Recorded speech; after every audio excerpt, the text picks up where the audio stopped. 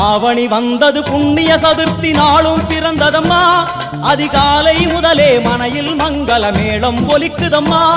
கஜமுகனின் வரவை காண குடும்பம் வாசலில் கூடுதம்மா